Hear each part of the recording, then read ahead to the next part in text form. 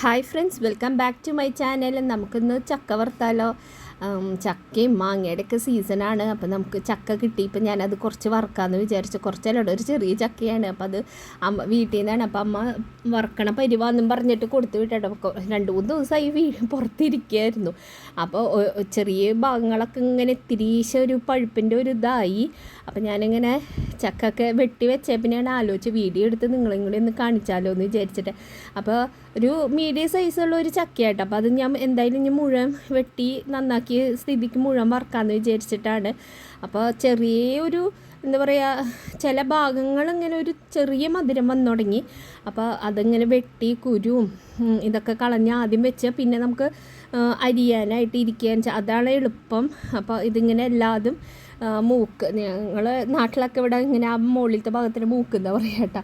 അപ്പോൾ അതൊക്കെ ഇങ്ങനെ വെട്ടി കളഞ്ഞ് വെച്ചിട്ടുണ്ട്. അപ്പോൾ അത് വേഗം നമുക്ക് ചക്കക്കുരുവും അതിൻ്റെ മുകളിലത്തെ പോളയുണ്ടല്ലോ അതൊക്കെ കളഞ്ഞ് വെച്ചാൽ വേഗം അരിഞ്ഞരിഞ്ഞ് നമുക്ക് വറുക്കാം. അപ്പം അങ്ങനെ നീളത്തിൽ അരിഞ്ഞ് വെച്ചിട്ടുണ്ട്. അപ്പം അതവിടെ ഇരിക്കട്ടെ. ഇനി നമുക്ക് ഉരുളി ഒന്ന് വെച്ച് കൊടുക്കും. ഉരുളിയിലാട്ടോ. അപ്പോൾ പെട്ടെന്ന് വറുത്ത് തീരുമെന്ന് വെച്ചിട്ട് ഞാൻ ഉരുളിയാണ് വെച്ച് കൊടുത്തിട്ടുള്ളത്. ഉരുളി ഒന്ന് ചൂടായി വരുമ്പോൾ അതിലേക്ക് വെളിച്ചെണ്ണ കേട്ടോ. വെളിച്ചെണ്ണ ഒഴിച്ച് കൊടുത്ത ഞാൻ അധികം ഒഴിക്കേണ്ടെന്ന് വെച്ചാൽ കുറച്ച് ഒഴിച്ചത്. പക്ഷേ ചക്ക ഇട്ടപ്പോൾ ക്വാണ്ടിറ്റി കൂടിപ്പോയി. അപ്പോൾ ഞാൻ കുറച്ചും കൂടി വെളിച്ചെണ്ണ നന്നായി ചൂടായിട്ട് വേണം കേട്ടോ നമ്മൾ ചക്ക ഇട്ട് കൊടുക്കാൻ.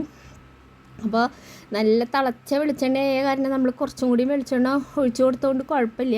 അപ്പോൾ ഞാൻ കുറച്ചും കൂടി വെളിച്ചെണ്ണ ഒഴിച്ച് കൊടുക്കുന്നുണ്ട് കേട്ടോ. കുറച്ചിട്ട് വറുത്താൽ മതി. അധികമൊന്നും ഉണ്ടായിരുന്നില്ല. അപ്പോൾ ചെറിയൊരു പുളിപ്പുള്ള ഭാഗം ഞാൻ മാറ്റി വെച്ചു. പുളിപ്പുള്ള ഭാഗം വരുമ്പോൾ ഇങ്ങനെ തണുത്തിരിക്കില്ല. അപ്പോൾ ആ ഭാഗം മാറ്റി വെച്ചിട്ട് ബാക്കിയുള്ള ഭാഗമാണ് എടുത്തത് കേട്ടോ. അപ്പോൾ വെളിച്ചെണ്ണ ഇങ്ങനെ മുങ്ങിക്കെടുക്കണ വിധത്തിൽ വെളിച്ചെണ്ണ ഒഴിച്ചു കൊടുക്കണം. അപ്പോൾ നമ്മളത് ഇടുമ്പോൾ ഒന്ന് ശ്രദ്ധിച്ചിട്ട് ഇട്ട് കൊടുത്താൽ മതി കേട്ടോ. അപ്പോൾ ഏകദേശം ഒന്ന് മൊരിഞ്ഞ് വന്നോളൂ. നമ്മൾ ചക്ക നമുക്കറിയാമല്ലോ, ചക്ക ഫ്രൈ ചെയ്ത് വറുത്ത ചക്കയുടെ പരുവം നമുക്കറിയാമല്ലോ. അപ്പോൾ ആ ഒരു സ്റ്റേജ് ഒരു കുറച്ച് മുമ്പാവുമ്പോൾ ഞാനിവിടെ ഒരു ടീസ്പൂൺ ഉപ്പെടുത്ത് വെള്ളത്തിൽ കലക്കിയിട്ട് അത് ഒഴിച്ചു കൊടുക്കാം കേട്ടോ. ഒരു 2 സ്പൂണായിട്ട് ഒഴിച്ചു കൊടുക്കുന്നുണ്ട്. അതിന് ശേഷം കുറച്ച് നേരം അപ്പോൾ ഇങ്ങനെ സൗണ്ട് വരില്ലേ നമ്മൾ ഇത് വെള്ളത്തിൻ്റെ കണ്ടൻറ്റ് ഉള്ളവരനെ.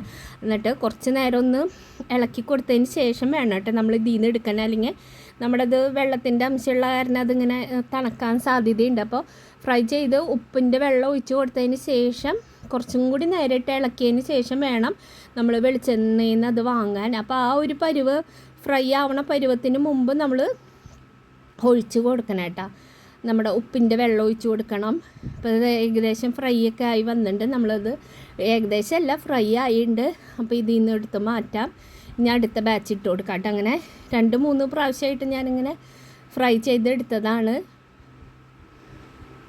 അതും നമ്മൾ വെളിച്ചെണ്ണയിൽ അധികം എല്ലാതും ഇങ്ങനെ മുങ്ങിക്കെടുക്കുന്ന വിധത്തിലുള്ളത് ഇട്ട് കൊടുക്കണം കേട്ടോ. അപ്പോൾ കുറേ അധികം ഇട്ട് കൊടുക്കണ്ട. കുറേ വെളിച്ചെണ്ണ വെച്ച് ഒറ്റ ട്രിപ്പിൽ ഇതാക്കി എടുക്കാം. എന്നാലും പിന്നെ അത്രയും വെളിച്ചെണ്ണ വെറുതെ വേസ്റ്റ് ആക്കണ്ടെന്ന് വിചാരിച്ചിട്ടാണ്. വേസ്റ്റ് ആക്കല്ലേ, നമ്മളിത് കൂട്ടാൻ കാച്ചാനൊക്കെ എടുക്കാൻ നല്ല രസമാണ്. ചക്ക വറുത്ത വെളിച്ചെണ്ണ അല്ലെങ്കിൽ പപ്പടം കാച്ചിയ വെളിച്ചെണ്ണയൊക്കെ നല്ല കൂട്ടാൻ കാച്ചാൻ നല്ല രസമാണ്. അപ്പോൾ അതങ്ങനെ എടുക്കും.